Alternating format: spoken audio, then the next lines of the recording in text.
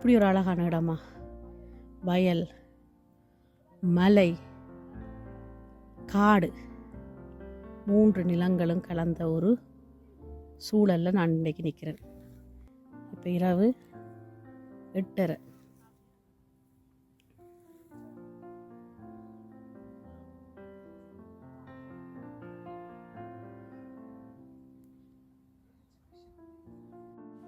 இரவு 9 மணி வரைக்கும் அந்த மலையில் நேரம் போனதே தெரியாமல் இயற்கை எழிலோட, அழகான காட்சிகளோட, இனிமையான பறவைகளின் ஓசைகளோட, ஆடு மாடு என்ற பலவிதமான விலங்குகளையும் பார்த்து ரசித்து கொண்டு வீடு திரும்பினோம்.